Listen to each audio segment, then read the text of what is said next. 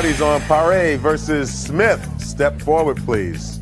Jacques and Nicole Paré claim 20-year-old Christine Smith changed her mind after agreeing to their adoption of her baby.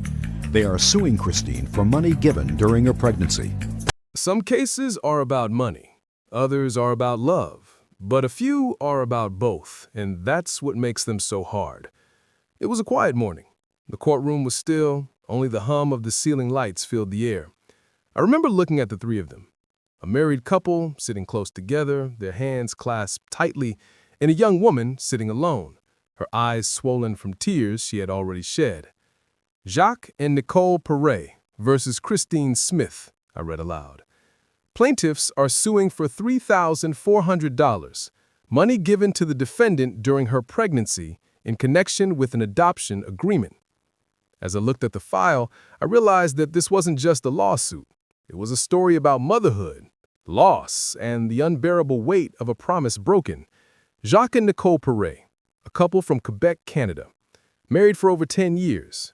They had everything, a stable home, good jobs, and most of all, love to give, but no child to receive it. For years, they tried adoption through the legal system, but the waiting lists were endless. Until one day, they received a call. There's a young woman, 20 years old, expecting a baby boy. She's looking for a family. Would you be interested? And that young woman was Christine Smith. Christine was 20, living in a small apartment, working part-time in a cafe. The pregnancy was unplanned. The father was gone. Her parents had turned away. She felt lost. Until the Parés entered her life. Nicole once described that first meeting. She was scared, but I saw something in her. Hope. I thought, maybe this was meant to be. The legal agreement was simple as far as papers go. The Parés would help Christine with living and medical expenses, roughly $3,400 in total, while Christine agreed to sign the adoption papers after the birth. It wasn't a contract of purchase. It was a contract of faith. Nicole later said, "We weren't buying a baby. We were helping a young woman bring life safely into the world." Christine signed, and from that day on, she spoke to Nicole every week. Nicole attended doctor's visits, bought baby clothes, and even painted a nursery room soft blue. They already named him Matthew, a name they had been saving for 10 years. When the baby came, it was early morning. Nicole and Jacques drove through the night to be there. Christine was in labor, scared, exhausted, alone. Nicole held her hand. "You're not alone," Nicole whispered. "You're doing something beautiful." At 7:14 a.m., a baby boy was born. Nicole cried first. Christine smiled weakly, then turned her face away. For a brief, quiet hour, both women believed they were doing the right thing. But as Christine heard the baby cry for the first time, something inside her broke. She pulled the child closer, and for the first time whispered, "He's mine." 2 days later, Nicole returned to the hospital with the adoption lawyer. Christine refused to sign. She said she needed time. Nicole waited. Another day, then another. On the third day, the lawyer called. She's changed her mind. When Nicole came to the room, Christine sat on the bed, the baby wrapped in a blue blanket. Their eyes met, and in that silent exchange, I think both women understood someone's heart would have to break. Nicole said softly, "We love him too, you know." Christine replied, "Then you'll understand why I can't let him go." Weeks later, they met again, but not in a hospital, in my courtroom. Nicole looked composed but pale. Jacques sat quietly beside her. Christine looked down, avoiding their eyes. "Miss Paré," I began, "you're suing for the money given during pregnancy." "Yes, Your Honor. We supported her. Rent, groceries, doctor visits. It was all for the adoption." "And you, Miss Smith?" "I changed my mind. I wanted to keep my baby." I nodded. "That's your right. But the money?" She hesitated. "I know they gave it to me. I know they need it back. but it doesn't feel right to ask a mother to repay what helped her give birth. I remember her exact tone. It wasn't arrogance, it was guilt. Nicole's voice cracked. We don't want to punish her. We just want some closure. Miss Smith, I said, the money wasn't a gift. It was given for an adoption that didn't happen. When that agreement fell through, you had a legal duty to return it. She nodded. I understand. I'll try to pay it back. But she looked broken when she said it. I turned to Nicole and Jacques. You can't buy motherhood. What you lost today isn't money. It's a dream. But at least you'll know it ended before it began. Nicole wiped her eyes. It's not her fault, she said softly. We just needed to say goodbye properly. I struck the gavel. Judgment for the plaintiffs in the amount of $3,400. The defendant is ordered to repay the sum. Then, before closing the file, I added, no one here is a criminal. Sometimes the law must do what the heart cannot. The courtroom was silent. Christine nodded through tears. Jacques whispered something to Nicole, and she gave the faintest nod as if to say, let it end here. People often ask me, how do you sit in judgment of others without breaking down? The truth is, sometimes I do. Because in cases like this, there is no villain, only people trying to do the right thing and learning that sometimes right and wrong live side by side. A mother's heart doesn't always follow the law, but the law can still protect her dignity. If you were Christine, would you have had the strength to let go? If you were Nicole, could you forgive the one who broke your dream? In this courtroom, I learned that love doesn't always win, but compassion always matters. You can't buy a mother's heart. You can only learn to understand it. And now the next case.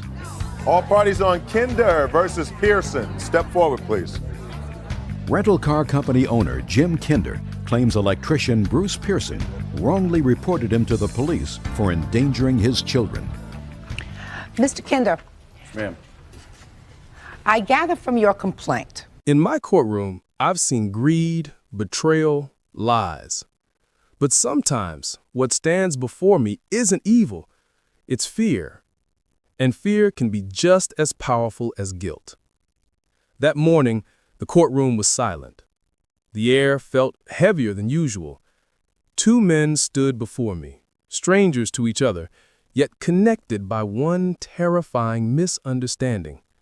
One of them, a father, accused of indecency, the other, a neighbor, accused of defamation. And between them stood a truth that neither could bear to face. Jim Kinder versus Bruce Pearson, I announced. Plaintiff is suing for damages caused by a false police report. I looked at both of them. Two honest faces, two wounded hearts, and one question echoing in my mind. Can good intentions still cause harm? Jim Kinder, 46 years old, divorced, quiet, a man who spent his life working and then working harder. He lived on a boat docked at the marina with his 3 daughters, ages 8, 6, and 4. Every morning, he'd braid their hair, make their breakfast, and teach them to steer the boat. To him, that little vessel was home. Bruce Pearson, 52, a retired electrician, living just 2 slips away. He was a loner, polite but distant. And years ago, he had lost his own daughter in a drowning accident. That grief never left him. It only changed shape. On the afternoon of August 18th, their lives collided in the most unfortunate way. It began with something ordinary. Kinder took his daughters to the marina's public restroom to shower. There was no shower on his boat, and the girls were too young to go alone to the women's side, so he brought them with him into the men's. Inside, he locked the door of the stall, filled a small basin with water, and washed the youngest child, A few minutes later, the door opened and Bruce Pearson walked in. He froze. There, through the crack of the stall door, he saw a small child and a man's voice softly saying, "Hold still, honey." He didn't wait. He stepped out.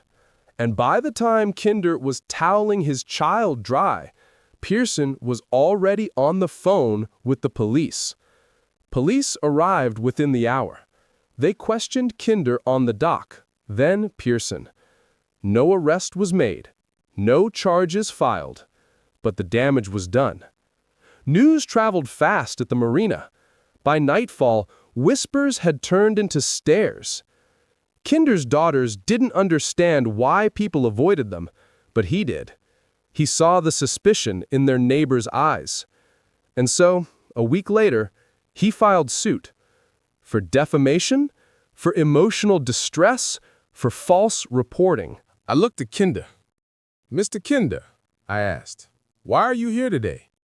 "Because he ruined my name," he said, voice trembling with anger. "He called the police on me, said I did something indecent. I was washing my daughter." I turned to Pearson. "Mr. Pearson, what exactly did you see?" "I saw a man and a little girl. She was naked. He was too. I didn't know they were related. I panicked." "So you didn't speak to him? Didn't ask questions?" "No, I just called the police." "And why?" He swallowed. "Because I once lost my daughter, and I swore I'd never stay quiet if I ever thought a child was in danger." That moment, that sentence, shifted the room. Kinder looked at him differently. So did I. "Mr. Pearson," I asked, "do you now admit that you were mistaken?"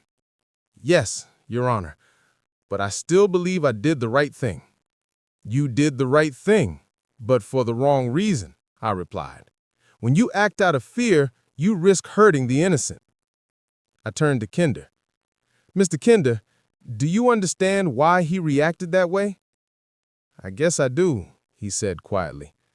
"But that doesn't fix what people said about me." "No," I said, "but sometimes being understood is better than being avenged." I looked at both men, two fathers, both driven by love and fear. One lost his daughter. The other almost lost his reputation. "Mr. Pearson," I said, "if every neighbor did what you did, we'd have fewer tragedies, but more innocent men accused. The law doesn't punish caution, but it does ask for judgment. Mr. Kinder, he didn't do this to hurt you. He did it because he once failed to protect someone he loved." The courtroom was still. Neither man spoke. Then Pearson looked up. "I'm sorry," he whispered. Kinder nodded. "So am I." Sometimes that's all the verdict needs. I struck the gavel. "This case is dismissed. The defendant acted in good faith and with lawful intention." I paused. "Mr. Pearson, the law protects those who act out of genuine concern for a child's safety. Mr. Kinder, your name is cleared. You are not guilty of what was feared of you. I hope you both leave here understanding something more important than law, understanding each other." After they left, I stayed seated for a moment. Outside, rain had started again, a thin drizzle across the courtroom windows. I thought about how fear drives people, how it makes them act fast, speak too soon, and hurt without meaning to. Justice isn't about punishing mistakes. It's about recognizing the truth inside them. I closed the file slowly. For a long moment, I just listened. To the rain, to the quiet, and to my own thoughts, reminding me that even good hearts can clash in the dark. If you were Bruce Pearson, would you have done the same? Would you have turned away and risked being wrong? Or would you have made that call knowing you might destroy a man's life? And if you were Jim Kinder, would you forgive the one who doubted you? Could you see his fear as something human, not hateful? Sometimes, justice isn't about who's right. It's about who dares to understand. That day, I didn't just close a case. I witnessed something rare. Two men, one strangers, bound by the same truth. Both were only trying to protect what they loved most. And in that understanding, justice found its gentlest voice. I've seen people weaponize love, turn it into debt, guilt, even humiliation. But nothing hurts more than when someone uses your child to make you pay for loving them. That morning, Kathleen Sumner walked into my courtroom with eyes that told the story before her words ever did. She wasn't just suing for $600. She was suing for peace. Peace stolen by a man she once trusted. Across the aisle sat Roosevelt Keyes, a nurse, calm, controlled, the kind of man who hides chaos behind a polite nod. He said he didn't owe her money. He said he cared about her daughter. But the truth? He cared about control. The plaintiff, Kathleen Sumner, was a college coordinator, practical, proud, and fiercely protective of her 9-year-old daughter. The defendant, Roosevelt Keyes, was her ex-boyfriend, a nurse with charm, intelligence, and just enough confidence to make anyone believe him. Their relationship started with kindness, small loans, shared dinners, promises of partnership. But when Kathleen ended things, Roosevelt didn't just lose love, he lost control. That's when the text started. Then the letters, then the threat. If we go in front of one judge, I guarantee you'll go in front of another. A few weeks later, he made good on that promise by calling Child Protective Services, accusing her of abusing her own daughter. The courtroom was still when Kathleen took the stand. Her voice was calm, but every word carried weight. I loaned him money 3 times, Your Honor. 300, 200, and 100. I trusted him. He said he'd pay me back. Did you? I asked him. Yes, ma'am, I did, in cash. Proof? No, ma'am. We were in love. The room shifted. I've heard that excuse 100 times. We were in love, as if romance cancels responsibility. You can't prove repayment, sir? No, but she knows. If she knew, she wouldn't be here. Then Kathleen produced the letters, not 1, but 3, each more sinister than the last. It's only money I owe you, but you'll have to prove yourself a worthy parent. You could feel the air leave the room. This wasn't a love story anymore. It was a setup. When Roosevelt spoke, his tone was measured, too measured. He didn't mean harm. I just thought her daughter was in danger. From what? I asked. He hesitated. The child wouldn't go to the bathroom alone. She wouldn't sleep alone. I thought that was odd. And how long after your breakup did you report this? 4 months? 4 months? You waited 4 months to act on concern for a child? He looked down. I was trying to give her a chance to fix it. No, sir. You were giving yourself time to plan. Kathleen cried silently, but not out of weakness, out of disbelief. He made the report right after I told him I'd sue him for my money. The next thing I knew, the police came to my daughter's school. CPS records confirmed it. Case closed in 48 hours. Unfounded. But unfounded doesn't undo fear. A little girl pulled from her class.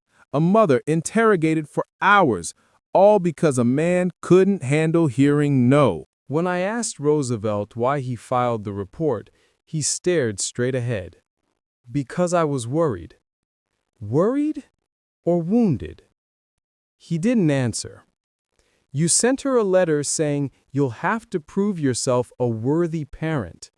You threatened, then you followed through. That's not concern, that's vengeance. Then came the twist. Roosevelt smirked slightly. Her sister had a restraining order against her boyfriend. He exposed himself in her yard. Kathleen gasped. That's a lie. I called her sister. The incident was true, but irrelevant. Her boyfriend had done something inappropriate. The police handled it. It had nothing to do with this case. So you used another man's mistake to justify your own, I asked him. I thought it mattered. It only matters to your pride, not the law. For the first time, Roosevelt looked ashamed. I took a deep breath and wrote on my pad, "Judgment for the plaintiff, $600. Kathleen exhaled. Roosevelt said nothing. I'm not awarding pain and suffering, I continued, because while his motives were wrong, the law requires proof of damages. Then I looked at Roosevelt. You owe her $600 and an apology you'll probably never give. He nodded slowly.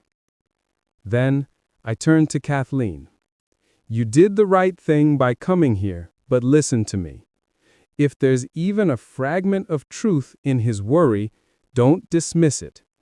Get your child help if she needs it. That's your duty.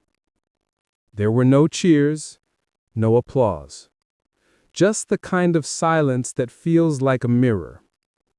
When they left, I stayed seated. The courtroom felt heavy, not with guilt, but with the residue of regret.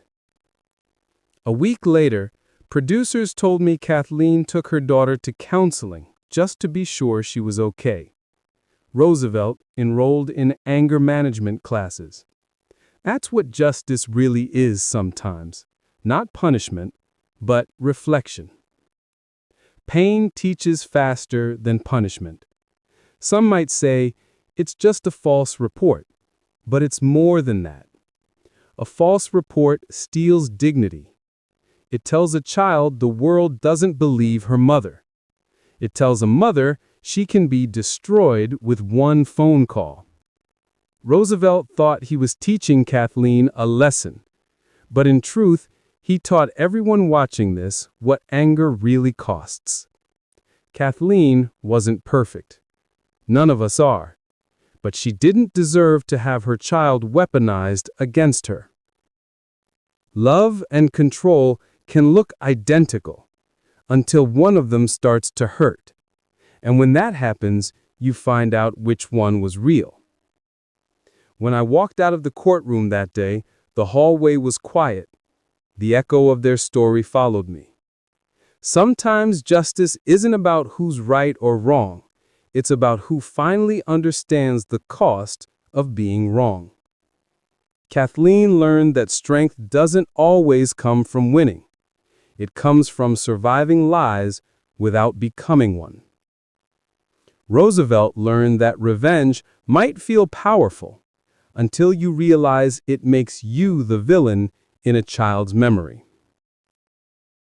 You can repay money, I said softly, but you can't buy back innocence. That's not law. That's life. Revenge isn't justice. When adults fight for pride, children pay the price. I've seen couples fall in love over the smallest acts of kindness, a dinner, a favor, a promise. But when love breaks, those same gestures turn into debts, arguments, and sometimes into weapons. That day, when Kathleen Sumner walked into my courtroom, she wasn't here for revenge. She was here for closure. Across from her stood Roosevelt Keyes, a man who once shared her home, her table, and her heart. Now, he was the defendant in a case that had gone from romance to ruin, from whispers of love to threats of court. She wanted her $600 back. He wanted her silence. And between them stood the truth, twisted by pride, blurred by hurt, and shadowed by something far darker than money. The plaintiff, Kathleen Sumner, a college program coordinator, independent, meticulous, and proud. She raised her 9-year-old daughter alone after a painful divorce. When Roosevelt came into her life, she thought she'd finally found a partner who understood responsibility. The defendant, Roosevelt Keyes, a registered nurse, charming and polite on the surface. But beneath that calm was a streak of pride, control, and something colder. He borrowed money. He promised to repay. He didn't. And when she demanded it, he retaliated in the worst way possible. The case.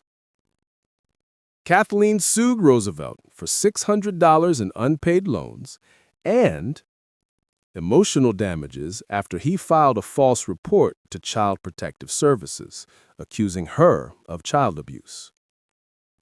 This was no longer about a few $100s. It was about dignity, truth, and the cost of anger. The courtroom was still as Kathleen began her story. Her voice was steady, but her eyes betrayed exhaustion.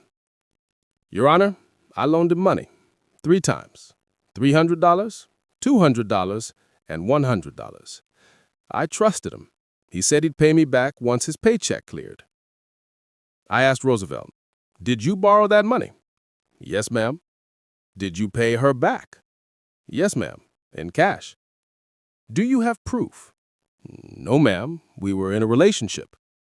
That last sentence told me everything. People hide irresponsibility behind romance all the time.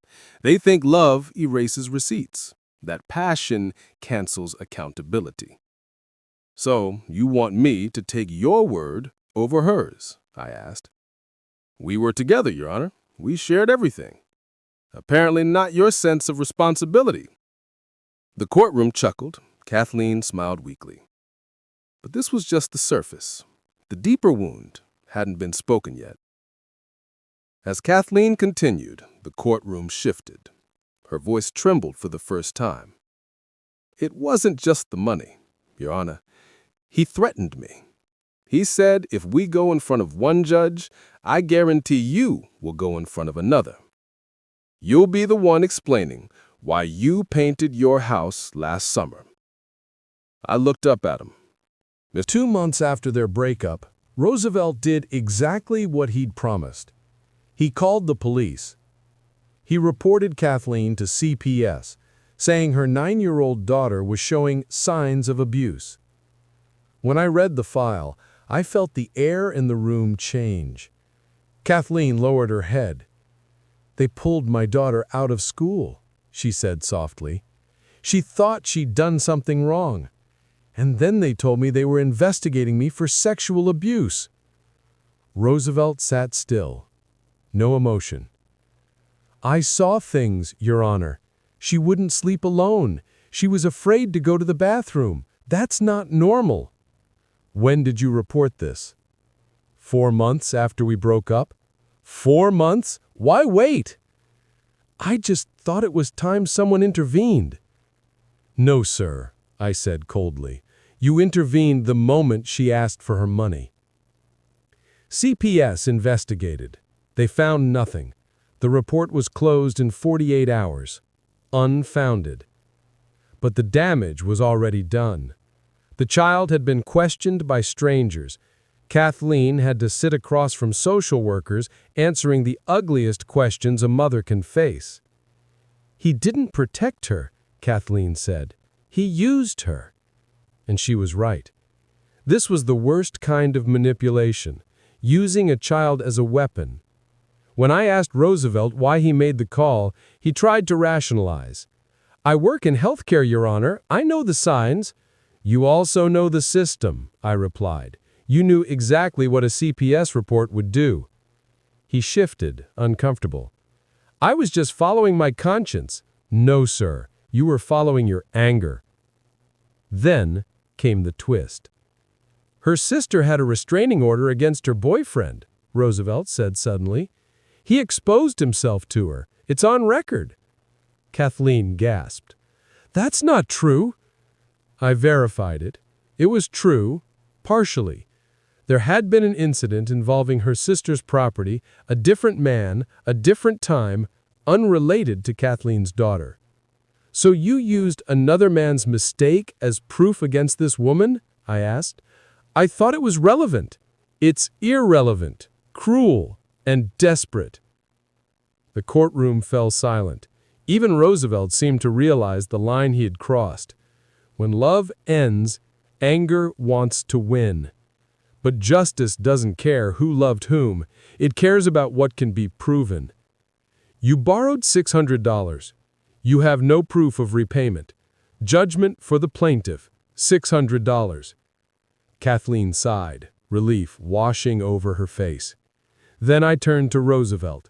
You owe her far more than money, Mr. Keyes. You owe her decency. You owe her daughter peace. I looked at Kathleen again. And you owe your child protection. If there's even a fragment of truth in what he feared, don't ignore it. Be vigilant. There was no cheering, just stillness, the kind that comes when truth has finally been said aloud. After the verdict, both lingered in the hallway, not out of defiance but disbelief. Roosevelt folded his papers neatly, as if tidiness could erase guilt. Kathleen stared at the ground, one hand on her chest, whispering something I couldn't hear. A week later, my producer told me Kathleen had taken her daughter to therapy just to make sure she was okay, and Roosevelt had signed up for anger management classes. Maybe justice hadn't fixed them, but it forced them to face what they'd broken. Some cases remind me why I sit on this bench. They aren't about contracts or cars. They're about how people weaponize emotion when logic fails. Roosevelt didn't call CPS because he was noble.